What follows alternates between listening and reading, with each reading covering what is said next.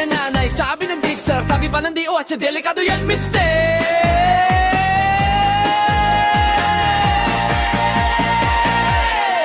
Sa kanto may tropang bumubuga ng usok, feeling dragon daw pero inubos sa sulok. Blueberry ice, strawberry shake, pero baga mo naman unti-unting nagbe-break.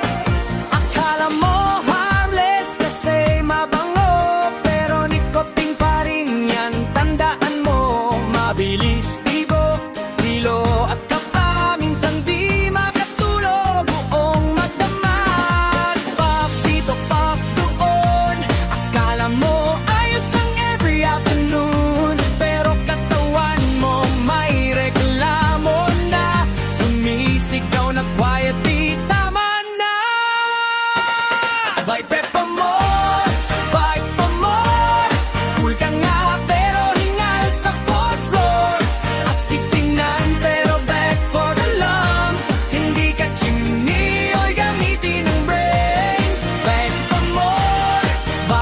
more, pulsa mo ubos parang may bagyo sa shore. Imbis na milk tea o pamasahe, napupunta sa usok na wala namang saysay. May flavor pa raw na cotton candy, pero bakit parang laging weak at sleepy? May chemicals na di mo nakikita, pag tumagal baka katawan mo sumuko na. Hindi porke trending sa TikTok feed, healthy na agad at safe indeed. Minsan pa minor gumagamit ng patago, pag nahuli ni mama, anak, ano to?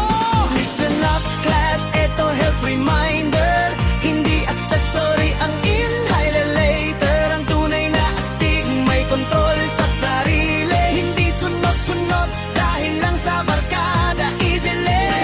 Sabi sa'yo, try mo kahit isa, sabihin mo agad, pass mo na, okay na.